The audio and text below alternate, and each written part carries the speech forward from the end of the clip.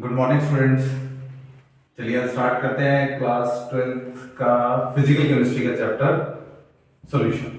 So write down on the paper, make an heading solution.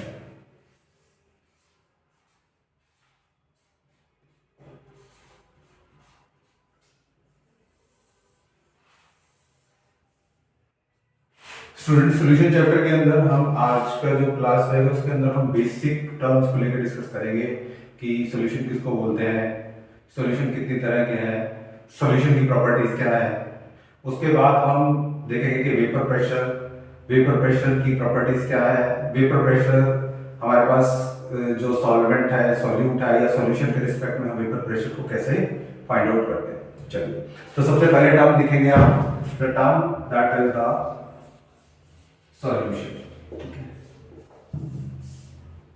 बच्चों, solution term से हम generally ये presume करते हैं कि सॉल्यूशन का मतलब, अब अगर 9 10 क्लास के बच्चे से अगर पूछा जाए तो सॉल्यूशन क्या, तो हमारे माइंड में चीज आती है कि सॉल्यूशन का मतलब हो गया सर दो लिक्विड्स को आप मिला रहे हैं तो उसके बाद जो हमें दिखाई देगा वो सॉल्यूशन है। बट क्लास 12th के अंदर सॉल्यूशन का मतलब कुछ और निकल के आता है। तो मैं सबसे पहले डेफिनेशन लिख रहा हूं, उसके बाद हम डेफिनेशन को एक्सप्लेन करेंगे। What is the meaning of term solution? Solution is a homogeneous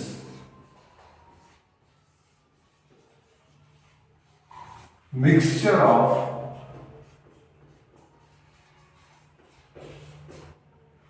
two or more than two, okay, non-reacting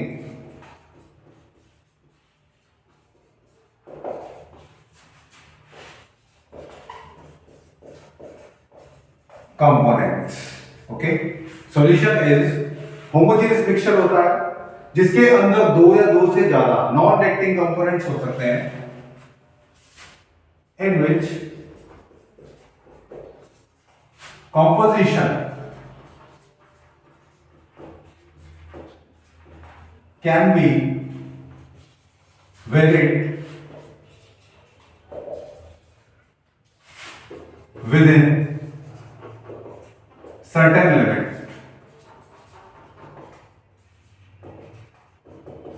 ठीक है।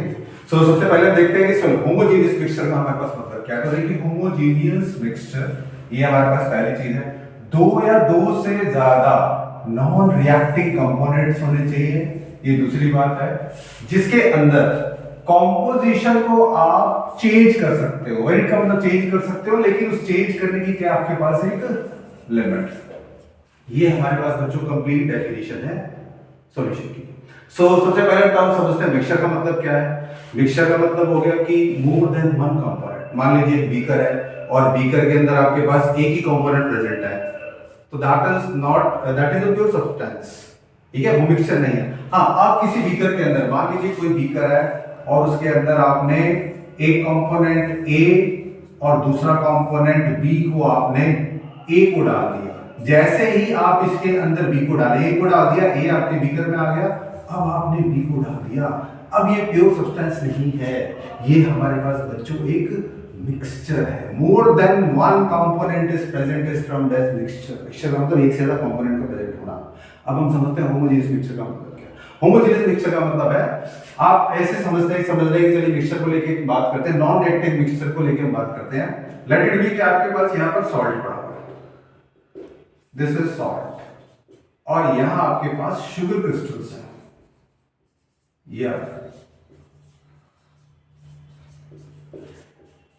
ठीक है, अपने आप में ये क्या है, this is also a component. Okay, pure substance है, अकेला पड़ा हुआ है। This is also one another component. अब आपने इन दोनों को मिला दिया, लेट भी आपने इस हाथ में शुगर ली, इस हाथ में आपने सॉल्ट लिया। ठीक है, आपने दोनों को मिला दिया।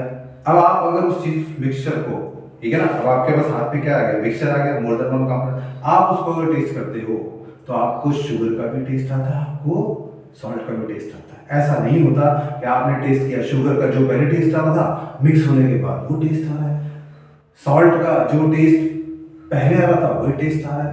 इसका मतलब मिक्स करने के बाद वहां कुछ नया नहीं बना, मतलब कोई भी केमिकल रिएक्शन नहीं हुई, और अगर कोई केमिकल रिएक्शन नहीं हुई तो ये क्या हो गया, नॉन रिएक्टिंग कंपोनेंट्स, यानी कि कंपोनेंट्स आपस में केमिकल रिएक्शन नहीं करते सॉल्यूशन के अंदर। आप इस चीज को मान के चलेंगे, मान के क्या चलेंगे कि यही सच है कि सॉल्यूशन के अंदर दोनों कंपोनेंट रिएक्ट नहीं करते।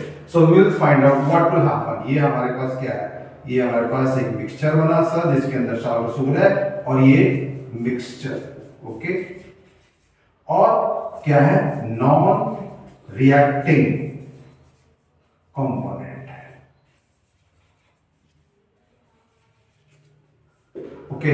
होमोजीनियस का मतलब ये हो गया, होमोजीनियस का मतलब कि दोनों कंपोनेंट आपस में एक दूसरे के साथ मिक्स है, इतनी अच्छी तरह से मिक्स है कि एक कंपोनेंट डिसॉल्व हो रहा है। और रिलेटेड भी है, इसका एग्जांपल अगर लेते हैं, आपने मान लीजिए आपने बीकर लिया, बीकर के अंदर आपने यू हैविंग द वाटर और आपने यहां पर सॉल्ट ले लिया, आपने इसको रॉड से मिक्स कर दिया, so what will you find out, आपको क्या मिला, सॉल्ट सॉल्यूशन मिला।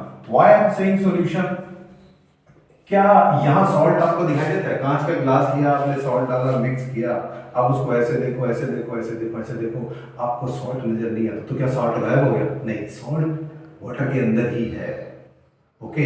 और जब हम टेस्ट करते हैं तो हमें सॉल्ट का भी टेस्ट आता है, वहां पर कोई रिएक्शन नहीं हुई, दैट इज द होमोजीनियस का मतलब दोनों कंपोनेंट एक दूसरे के साथ मिक्स हैं, आप उसमें एक कंपोनेंट आपको मिक्स होने के बाद एक कंपोनेंट एटलीस्ट आपको दिखाई नहीं दे रहा, such is a homogeneous mixture, both the components are uniformly mixed, okay, and there is no boundary of separation, that is called as the homogeneous। जो solution होता है homogeneous mixture होता है, more than two or more than two non-reacting components है, हाँ, component आपके पास दो हो सकते हैं, तीन हो सकते हैं, चार हो सकते हैं, ज्यादा भी हो सकते हैं, and composition can B varied with in certain limits को लेके भी हम बात करेंगे, ठीक है। चलो, दिस सॉल्यूशन बिल्कुल में बेसिक देखा, होमोजीनियस, ये हमारे पास कैसा मिक्सचर है, this is the homogeneous mixture, homogeneous mixture, that is अगर हम uniformly mixed, no boundary of separation between them, लिखना चाहे लिख सकते हैं, मैं लिख देता हूं,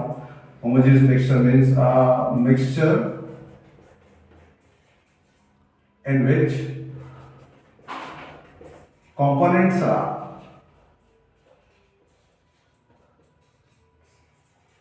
uniformly mixed, okay, and no boundary of separation, boundary of separation, कोई सेपरेशन बाउंड्री नहीं दिखाई देती। चलिए थोड़ा सा आगे बात कर लेते हैं, लेट भी आपने वाटर ले लिया और यहां आपके पास क्या पड़ा हुआ है, ऑयल पड़ा हुआ है, आपने ऑयल को वाटर में डाल दिया, एक रॉड से आपने इसे मिक्स कर दिया,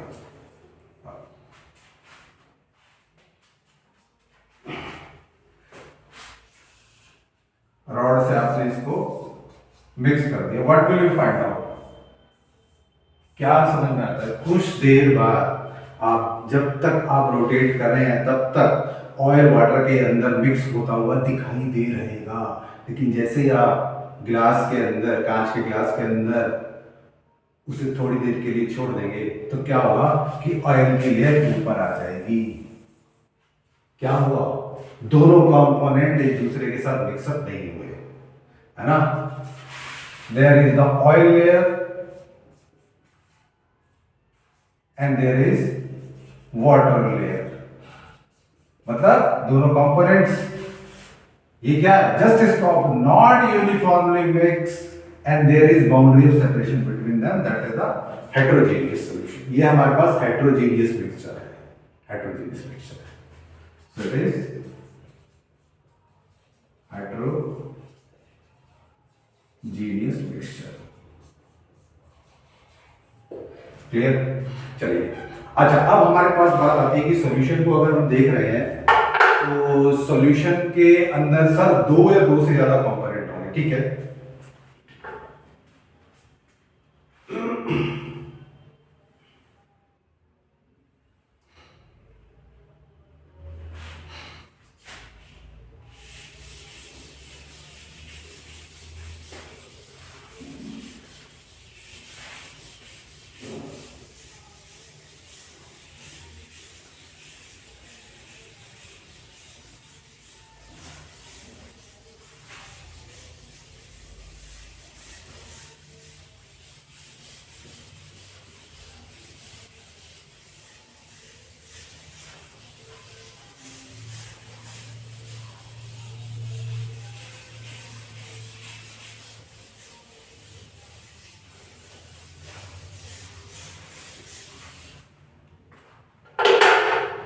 चलिए, तो ये बात तो फाइनल है कि सॉल्यूशन जो मिलके बनेगा उसके अंदर हमारे पास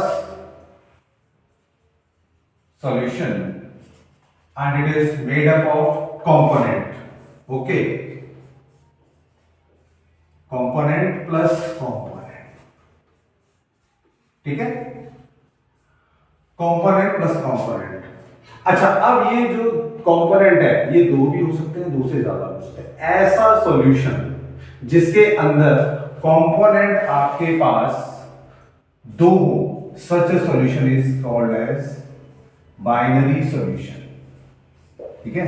अगर मान लो यहां पर तीन कंपोनेंट तो binary solution.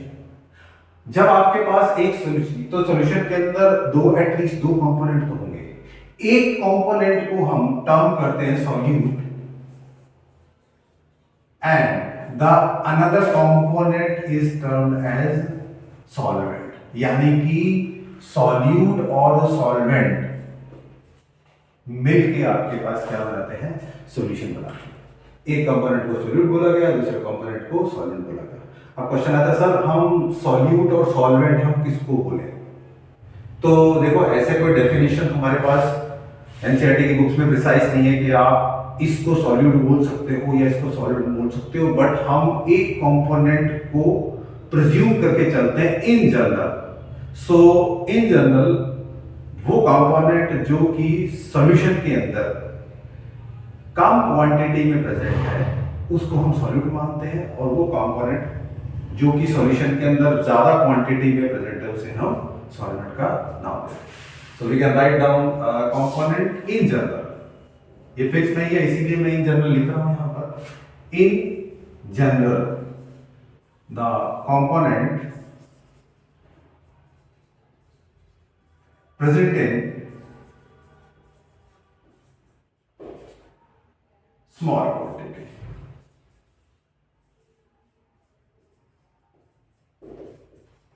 Okay, that is called a solvent. Definition आएगी तो आप ये लिख सकते हैं।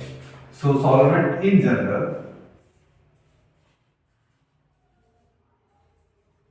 the component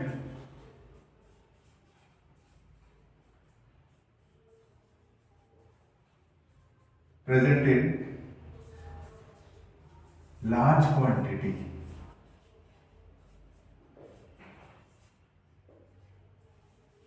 in the solution.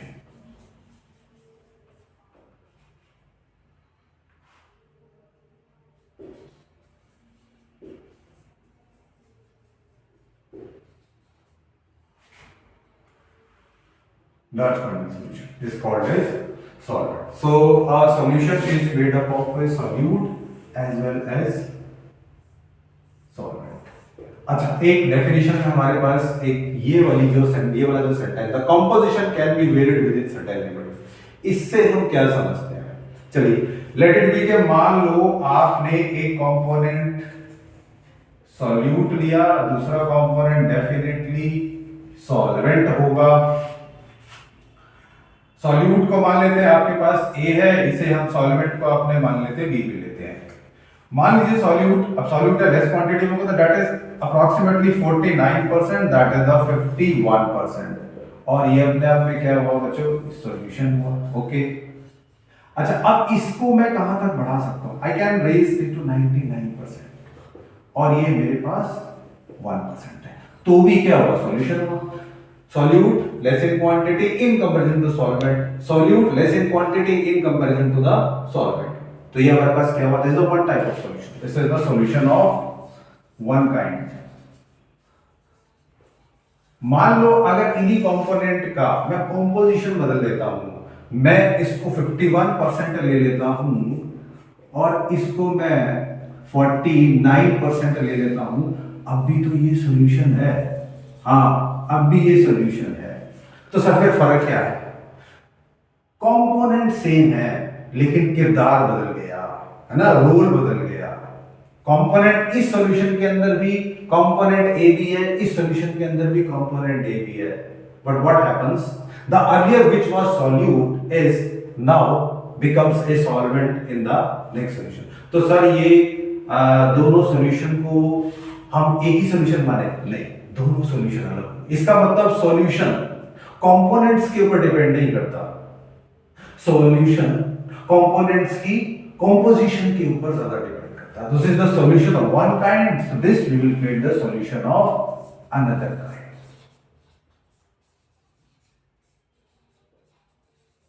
ठीक है,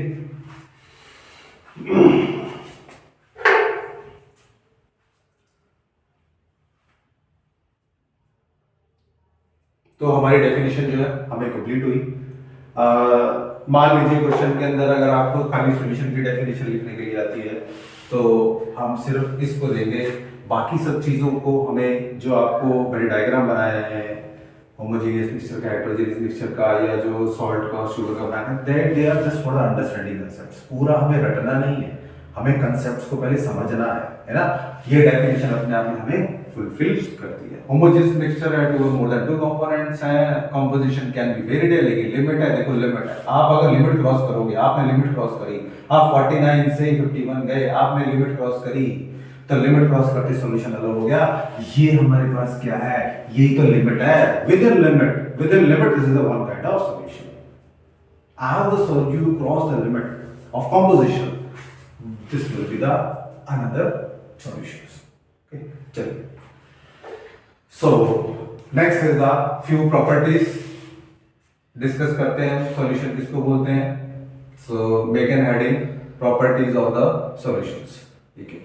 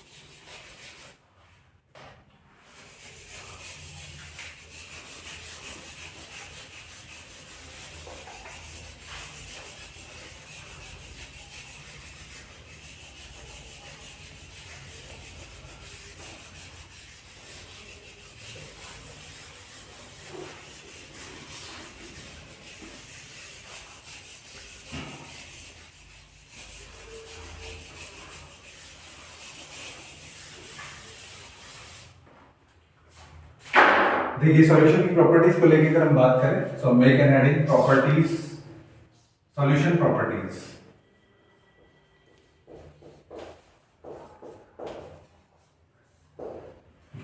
तो सॉल्यूशन प्रॉपर्टीज में सबसे पहले देखेंगे कि सॉल्यूशन जो है हमारे पास एक मिक्सचर है।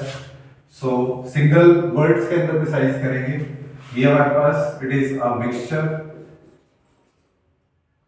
Of two at least two components. Okay, size of particles, solution के particle का जो size होगा less than 1 nm. So size of particle is less than 1 nm. 1 nm stands for nanometer, that is 10 raised to power minus 9 meter. कम होगा, 1 nanometre से इनका particle का size कम होगा, so we cannot see it by naked eyes.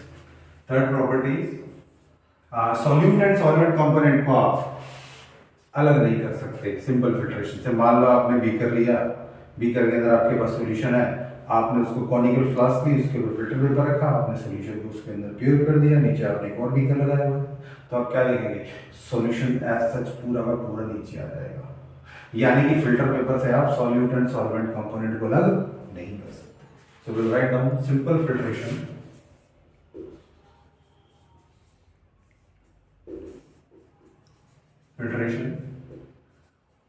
cannot separate component.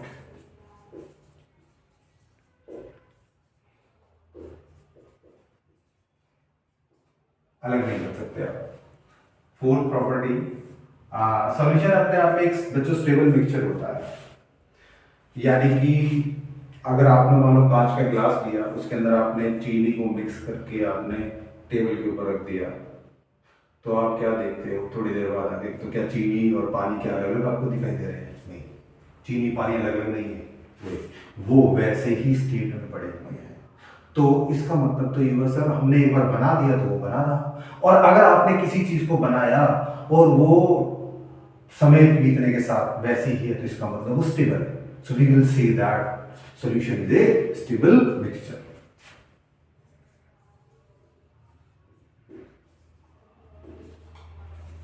Stable mixture.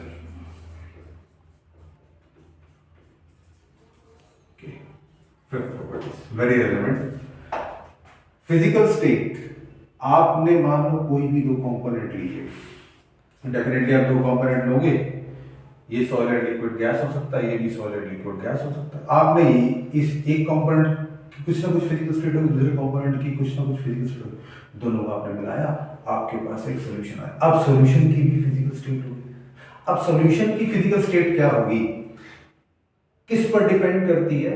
It depends upon the component solvent. So we write down physical state of the solution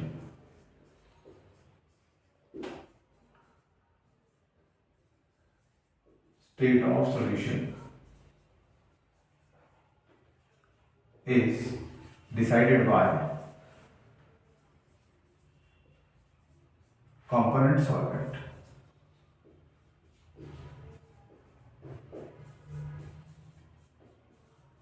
बच्चों ये जो fifth sentence है ये बड़ा important है, इसको देख के हम आगे अब टाइप्स ऑफ सॉल्यूशंस को डिस्कस करेंगे। सो मैं एक बार रिपीट कर देता हूँ, होमोजेनियस मिक्सचर है, एटलीस्ट टू कंपोनेंट होने चाहिए, साइज लेस देन 1 nm होगा पार्टिकल का साइज, सिंपल फिल्ट्रेशन से हम इसको अलग नहीं कर सकते, स्टेबल मिक्सचर होता है, और फिजिकल स्टेट जो सॉल्यूशन की होती है उसे कौन डिसाइड करता है? सॉल्वेंट डिसाइड करता है। चलिए नेक्स्ट चलते हैं, द टाइप्स ऑफ सॉल्यूशंस। चलिए स्टार्ट करते हैं next topic, that is the types of solutions. So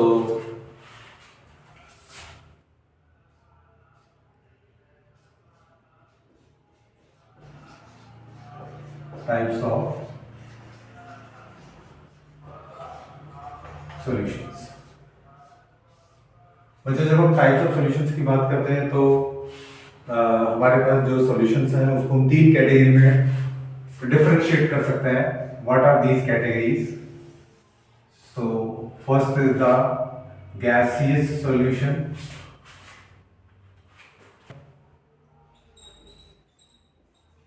gaseous solution. The next one is liquid solution, and the third one is solid solution. यानी कि हम कुछ सॉल्यूशंस को बोलेंगे गैसियस सॉल्यूशंस, कुछ सॉल्यूशंस को बोलेंगे लिक्विड सॉल्यूशन, और कुछ सॉल्यूशंस को बोलेंगे हम सॉलिड सॉल्यूशंस। अब क्वेश्चन सर किसको हम क्या कैसे बोले? तो सबसे पहले हम बात करते हैं अब गैसियस सॉल्यूशन। बच्चों सॉल्यूशन है तो पक्की बात है कि एक कंपोनेंट सॉल्यूट होगा, एक कंपोनेंट सॉल्वेंट होगा, यानी कि एक हमारे पास सॉल्यूट है, दूसरा हमारे पास सॉल्वेंट है, और हमारे पास बना सॉल्यूशन। अब अगर हमारे पास सॉल्वेंट कंपोनेंट गैस है, ओके, तो जो सॉल्यूशन बनेगा उसका फिजिकल स्टेट क्या आएगा? गैसियस आएगा। तो इस सॉल्यूशन को हम क्या बोलेंगे? Gaseous solution. Solution gaseous. Okay, चलिए तो एक काम करते हैं, गैस। अब हमने तीन सॉल्यूशन बनाए जिसके अंदर सॉल्वेंट गैस है, यानी कि सॉल्वेंट की सॉल्यूशन के अंदर सॉल्वेंट कंपोनेंट की जो कॉम्पोजिशन है वो सॉल्यूट से ज्यादा है। तो ऐसे में हमारे पास क्या हो सकता है बच्चों? ये गैस हो सकता है, सॉल्यूट हमारे पास गैस हो सकता है, दूसरे में हमारे पास क्या हो सकता है? लिक्विड हो सकता है, तीसरे में हमारे पास ये सॉलिड हो सकता है। सो इनके हम एग्जांपल देखते हैं। गैस इन गैस, यानी कि आपके पास सॉल्यूट भी गैस है, सॉल्वेंट भी गैस है, फिजिकल स्टेट तो उसकी गैस ही आएगी। सो O2 इन N2, O2 जो कि 21% बाय वेट हमारे पास एटमॉस्फेयर में है इन N2, एटमॉस्फेयर में और भी बहुत सारी गैसेज होती हैं, बट हम मेजर कंपोनेंट को लेके चलते हैं, मान के चलते हैं कि दूसरी गैसेज का जो कॉम्पोजिशन है वो बहुत ही कम है, तो नेग्लिजिबल मानते हैं, तो 21% that is 78 point something percent by weight. Composition इसका चेंज होता रहता है, ये कांस्टेंट नहीं है। एटमॉस्फेयर के अंदर O2 की और N2 की जो कॉम्पोजिशन है वो वेरिएबल होती है, बट अप्रोक्सीमेटली एवरेज में 21%, 78, 79%, 1-8% ऊपर नीचे। O2 इन N2, तो आप देख रहे हो O2 इन N2 हमारे पास क्या गैसीय सॉल्यूशन है। अब देखिए ऑक्सीजन और एटमॉस्फेयर में हमारे पास ऑक्सीजन और नाइट्रोजन जो है वो आपस में मिक्स है, और इतनी अच्छी तरह से मिक्स है। This is one of the best example in the universe, I think. इतना अच्छी तरीके से मिक्स है कि मिक्स होने के बाद एक कंपोनेंट गायब नहीं होता, दोनों ही कंपोनेंट गायब हो गए। तो इसका मतलब क्या है कि वो एटमॉस्फेयर में अवेलेबल नहीं है, नहीं, एटमॉस्फेयर में अवेलेबल नहीं है, but by naked eyes we are not able to see them. हम एटम्स को नेक्ड आई से, मॉलिक्यूल्स को नेक्ड आई से नहीं देख सकते, ठीक है। होमोजेनियस, परफेक्टली होमोजेनियस है, हमें दिखाई ही नहीं दे रहा, दोनों कंपोनेंट इतनी अच्छी तरह से मिक्स है कि हमें दोनों कंपोनेंट में से एक भी कंपोनेंट हमें दिखाई नहीं दे रहा, perfectly homogeneous mixture. Liquid in gas, so chloroform, chloroform बच्चों लिक्विड होता है, chloroform CHCl3 in N2, this is one another example. हमारे पास लिक्विड इन गैस है, आपने लिक्विड क्लोरोफॉर्म लिया, उसको गैस में मिलाया, लिक्विड का कंपोजिशन बनने के बाद कम था, गैस का कंपोजिशन ज्यादा था, फिजिकल स्टेट जो सॉल्यूशन किया है कि वो गैस आएगी और सॉल्यूशन के अंदर ये सॉल्यूट है और ये हमारे पास सॉल्यूट है। सॉलिड इन गैस, कैम्फर, हम टेम्पल के अंदर जब हम दिए जलाता है तो उसके अंदर हम एक कपूर डालते हैं, जैसे कपूर, कैम्फर। कैम्फर हमारे पास सॉलिड होता है, सॉलिड स्टेट में तो छोटी सी व्हाइट कलर की टिक्की होती है see, that is camphor, camphor in N2। Okay, these are the example of what basic solutions. अगर मैं लिक्विड सॉल्यूशंस को लेके बात करूं, तो लिक्विड सॉल्यूशन में हमारे पास क्या रहेगा, डेफिनेटली यहाँ पर सर आप लिक्विड सॉल्यूशन अगर आपने बनाया है तो यहाँ पर जो सॉल्वेंट होगा वो क्या होगा, that will be the liquid.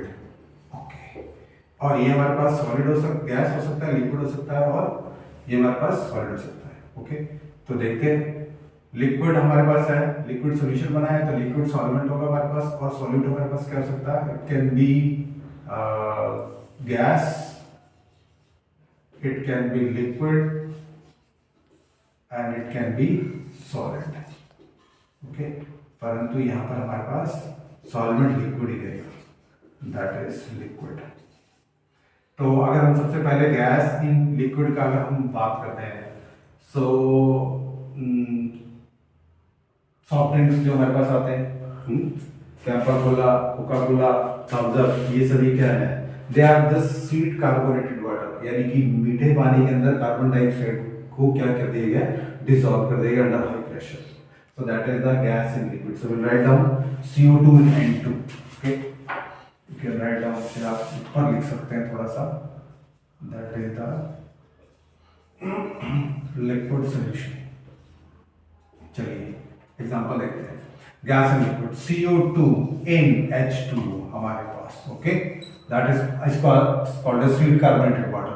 Carbon dioxide यहाँ पर सॉल्यूट है, वाटर यहाँ पर सॉल्वेंट है, सॉल्यूशन है परफेक्टली। आपको क्या, अगर आप कभी भी जब कोल्ड ड्रिंक पीते हैं तो क्या आपको कोल्ड ड्रिंक के अंदर गैस दिखाई देती है? नहीं, तो इसका मतलब है नहीं, अंदर ही है, लेकिन वो दिखाई नहीं दे रही, यानी कि गैस इतनी अच्छी तरह से डिसॉल्व है दैट डजंट अपीयर। गैस में वैसे भी दिखाई देती है अगर वो कलर है, सो CO2 इज कलरलेस, इसमें दिखाई नहीं देती। Liquid in liquid, that is the chloro alcohol in water, alcohol in water. Okay, alcohol को अगर वाटर के अंदर मिक्स करते हैं तो डेफिनेटली आपको अल्कोहल दिखाई नहीं देता। हाँ, थोड़ा सा कई बार अल्कोहल डालने पर जो ग्लास की जो टोन आती है वो ब्राउन या येलोइश टोन आती है, बट आप ग्लास को देख के ये नहीं कह सकते कि सर यहाँ पर ग्लास में मुझे अल्कोहल ज़्यादा दिखाई दे रहा है, यहाँ पर कम दिखाई, that is homogeneous mixture. Alcohol in water and solid in liquid, sugar ले लो, salt in water, salt in water, salt in water, that is the example of liquid solutions. Now the third one is the solid solution. So definitely अगर हम solid solution को लेके बात करें, solution को लेके अगर हम बात करें तो यहाँ पर सॉल्वेंट कंपोनेंट हमारे पास क्या होगा, सॉलिड होगा, ठीक है। तो और यहाँ पर हमारे पास क्या हो सकता है, गैस होगा, ओके, लिक्विड होगा और हमारे पास सॉलिड होगा, that is the solid plus solid. तो गैस इन सॉलिड का जो एग्जांपल है दैट इज H2 इन निकल, प्लेटिनियम और पैलेडियम, Pd। अब आप कहोगे सर ये कैसे सॉल्यूशन है, हम इसको सॉल्यूशन कैसे माने? तो चलिए एक एग्जांपल देखते हैं। देखिए मैं एक थोड़ा पुराना एग्जांपल इसका देता हूँ। हमारे घरों में जब सिलेंडर आता है तो डेफिनेटली जब सिलेंडर वाला सिलेंडर लेके जा रहा होता है, लेके जब वो आता है तो हमें रादर सिलेंडर कोई स्मेल नहीं आती है, लेकिन जब वो हमारे पुराने सिलेंडर को लेके जाता है, उसको हिलाता है, ठीक है, तो जब वो घर से बाहर लेके निकल रहा होता है तो कुछ देर तक हमारे घर में स्मेल परसिस्ट करती है। तो एक्चुअली हुआ क्या सर, सॉल्यूशन कैसे हुआ? देखिए जो गैस है, ओके, गैस के जो मॉलिक्यूल्स हैं वो निकल के, ओके, सॉलिड सिलेंडर की सरफेस पे जाके स्टिक हो गए। तो क्या वो मॉलिक्यूल्स आपको दिखाई दे रहे हैं? नहीं दिखाई दे रहे। दो कंपोनेंट है, हाँ सर दो कंपोनेंट है, there is solid iron particle and a gas. और गैस का जो मॉलिक्यूल्स है वो जाके उसके ऊपर जाके चिपक गया, सॉलिड सिलेंडर के ऊपर जाके चिपक गया, तो हमें दिखाई तो नहीं दे रहा। एक कंपोनेंट गायब हो गया, दो कंपोनेंट है, यूनिफॉर्मली मिक्स्ड है, होमोजेनियस मिक्सचर बना हुआ है, सॉल्यूशन है, ठीक है। H2 निकल, platinum, palladium, that is the liquids. In liquid in solid का एग्जांपल हमारे पास है Na इन Hg, जिसे हम अमालगम, sorry Na in Hg in Na, so sorry, that is Hg in Na, Hg in Na, sodium amalgam हम इसको बोलते हैं, ठीक है। And the third is alloy. So what is the alloy? Alloy wheels, गाड़ी के टायर्स, गाड़ी के रिम जो होते हैं वो अलॉय व्हील के बने होते हैं। Alloy is the solid solutions, यानी कि यहाँ पर सॉल्वेंट भी सॉलिड है, ये भी हमारे पास सॉलिड है। तो अलॉयज, इसका एग्जांपल हम ले सकते हैं ब्रास। ब्रास बच्चों दो चीजों से मिलकर बना होता है, कॉपर प्लस जिंक, ओके। तो जो अलॉय व्हील्स होते हैं, तो ऐसा तो नहीं अगर हम अलॉय व्हील को देखते हैं तो हमें कॉपर अलग दिखाई दे रहा है, जिंक हमें अलग दिखाई दे रहा है, नहीं सर, हमें मिक्स होने के बाद, हमें अलॉय व्हील को देखने के बाद ये नहीं पता लगता कि यही कॉपर कहाँ है और जिंक हमारे पास कहाँ है। सो होमोजेनियस मिक्सचर है, ये भी सॉलिड स्टेट में मिलता है, ये भी सॉलिड स्टेट में मिलता है, दैट इज द सॉल्यूशन। तो सॉलिड सॉल्यूशन भी है bronze, that is copper plus tin, Sn, tin. ये हमारे पास दो एग्जांपल्स हैं इसके सॉलिड सॉल्यूशन। इसके अलावा तीन तरह के और सॉल्यूशंस होते हैं, they are called as the aqueous solution. Aqueous solution, okay, aqueous solution वो होता है बच्चों जिसके अंदर water as a solvent present हो। So we write down just water as solvent, water as solvent, यानी कि वाटर सॉल्वेंट के रूप में प्रेजेंट हो, वो एक्वस सॉल्यूशन है, सॉल्यूट से कोई मतलब नहीं है, that is the aqueous solution. Then another is non aqueous solution. Non aqueous solution, water is not a solvent,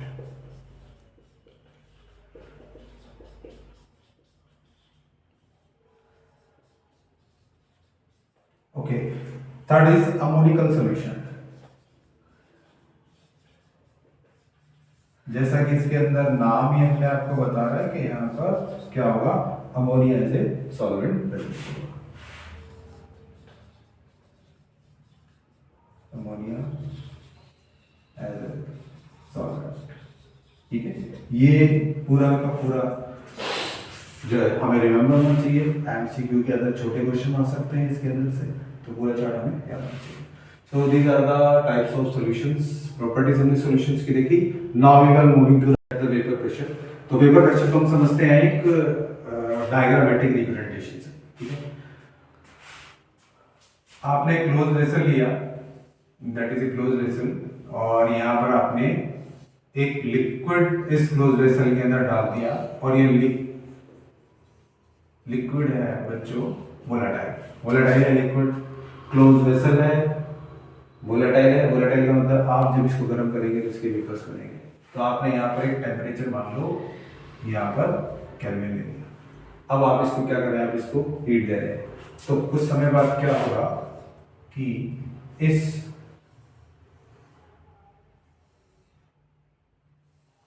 यहाँ पर क्या बनने शुरू हो जाएंगे बच्चों, वेपर्स बनने शुरू हो जाएंगे।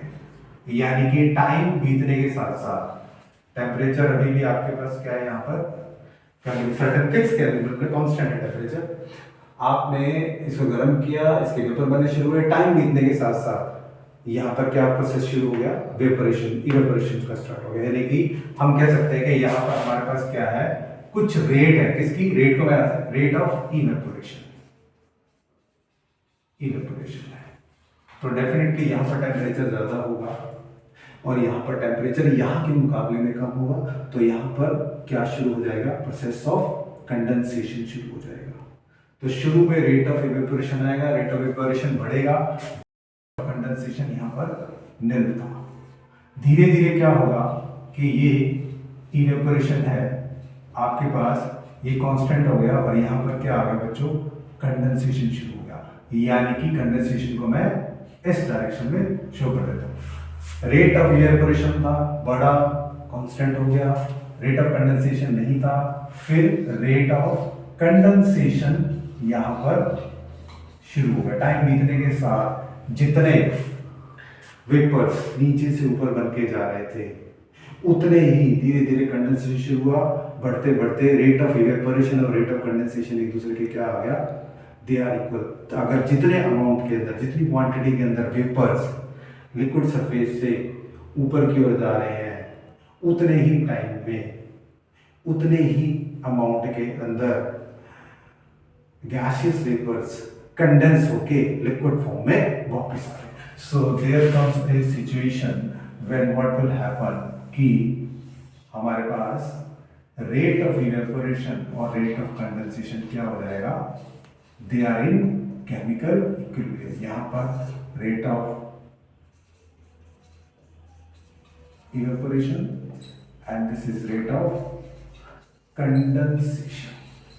अब ये जो सिचुएशन आई यहां पर लिक्विड सरफेस के ऊपर जो हमारे पास वेपर्स होंगे, उन जो वेपर्स होंगे वो जितना प्रेशर क्रिएट करेंगे उसे हम क्या बोलेंगे, वेपर प्रेशर। यानी कि जब rate of evaporation is in chemical equilibrium rate of condensation, the pressure of vapours above the liquid surface is called as vapor pressure at constant temperature। आप याद रखेंगे टेम्परेचर कांस्टेंट रखना पड़ेगा। टेम्परेचर को अगर आप वेरी करेंगे तो वेपर प्रेशर वेरी हो जाएगा। टेम्परेचर आपके पास कांस्टेंट है, 1 केल्विन 1 केल्विन 1 केल्विन आप मान सकते हैं। So will write down definition क्या रहेगा इसका, when the rate of evaporation is in chemical equilibrium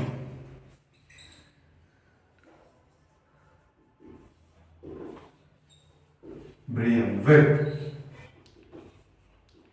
rate of condensation, then pressure of vapors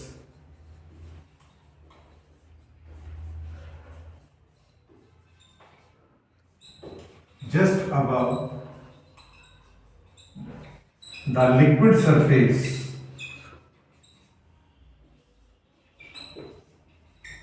is called vapor pressure।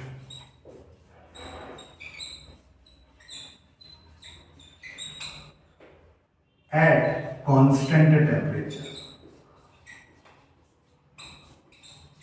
अगर आप कांस्टेंट टेम्परेचर नहीं लिखेंगे आपकी डेफिनेशन अधूरी मानी जाएगी।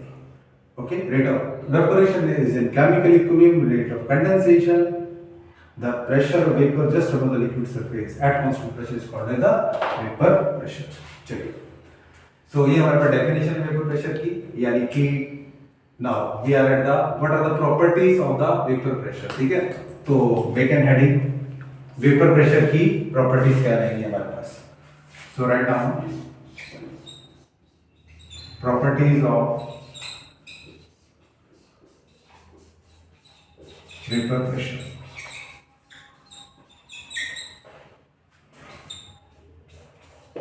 First property of vapour pressure depends only on the temperature. जैसा कि मैंने अभी बताया कि अगर आप टेम्परेचर कांस्टेंट रखेंगे तो वेपर प्रेशर कांस्टेंट रहेगा, अगर आप टेम्परेचर को चेंज करेंगे तो वेपर प्रेशर चेंज हो जाएगा। तो सर इन जनरल फिर क्या रहता है, टेम्परेचर बढ़ाने पर वेपर प्रेशर बढ़ता है, तो टेम्परेचर घटाने पर इन जनरल वेपर प्रेशर क्या हो जाएगा। तो we can say that vapor pressure depends only on the temperature. So right now vapor pressure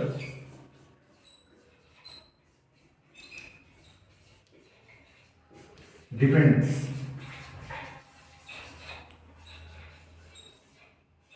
only on temperature. Okay. Second thing, vapor pressure does not depends upon the size and shape of container. इसका मतलब ये मान लो आपने एक ही liquid ले लिया, उसे आपने 500 ml के लीटर की कैपेसिटी में रख दिया या आपने उसमें 1000 ml की कैपेसिटी के अंदर आपने इसे रख दिया और आप उसको हीट कर रहे हैं, तो वहां पर जो वेपर प्रेशर बनेगा, ठीक है, वो सेम होगा दोनों। हाँ ये होगा कि किसी कंटेनर के अंदर वेपर प्रेशर जल्दी बन गया और किसी कंटेनर के अंदर कम बना। जिसका सरफेस एरिया ज्यादा होगा वहां पर वेपर प्रेशर जल्दी बन जाएगा। मैंने कहा वेपर प्रेशर जल्दी बन जाएगा, मैंने ये नहीं कहा कि वेपर प्रेशर ज्यादा बनेगा। तो यानी कि तो इसका मतलब vapour pressure size and shape of container पर डिपेंड नहीं करता। So write down vapour pressure depends upon vapour pressure does not depend upon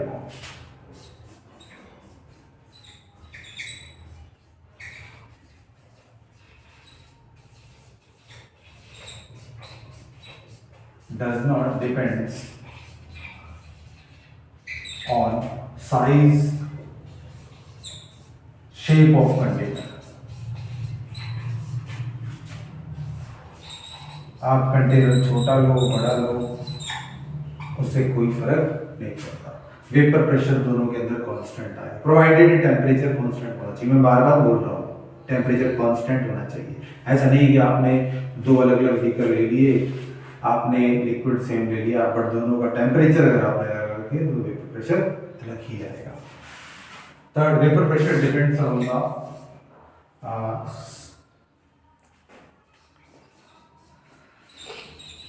vapour pressure depends on intermolecular force of attraction.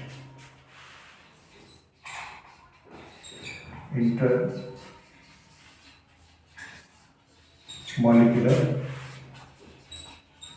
Force of attraction. तो obvious सी बात है कि अगर मान लो आपके पास कोई भी तीन कंपोनेंट है, लेट से कि आपके पास ए है, बी है और सी है, और ए के बीच में बी और बी के बीच में सी और सी के बीच में, okay, intermolecular force of attraction कितना ज्यादा है, ये दो मॉलिक्यूल के बीच में है, ये दो मॉलिक्यूल के बीच में, दो मॉलिक्यूल के बीच में है। तो इंटरमॉलिक्यूलर फोर्स ऑफ अट्रैक्शन अगर ज्यादा होगा, अगर आप इस बी को इसको अगर आप हीट करेंगे, this is having two bonds, single bond, two bonds and 4 bonds. अगर आप इस सी को ब्रेकअप करना चाहते हैं तो ये चार तरफ से बॉन्ड से घिरा हुआ है, ये तीन दो तरफ से घिरा हुआ है, एक तरफ से घिरा हुआ है। सो vapour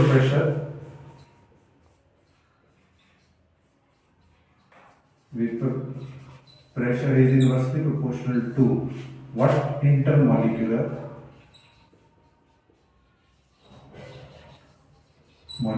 force of attraction। Intermolecular force of attraction अगर ज्यादा है तो उसके वेपर्स, ये ज्यादा है तो वेपर कम बनेंगे, और अगर इंटरमॉलिक्यूलर फोर्स ऑफ अट्रैक्शन कम है तो वेपर प्रेशर हमारे पास ज्यादा रहेगा। फोर्थ पार्ट है vapour pressure depends only on temperature. तो कैसे है, I can write down directly proportional. Vapour pressure is directly proportional to temperature. Directly proportional है, टेम्परेचर बढ़ाएंगे वेपर प्रेशर बढ़ जाएगा, टेम्परेचर घटाएंगे वेपर प्रेशर कम हो जाएगा। चलिए, तो आज के लिए हम क्लास को यहीं पर ही बच्चों ओवर करते हैं, ठीक है। नेक्स्ट क्लास में कंटिन्यू करेंगे, तब तक गुड बाय।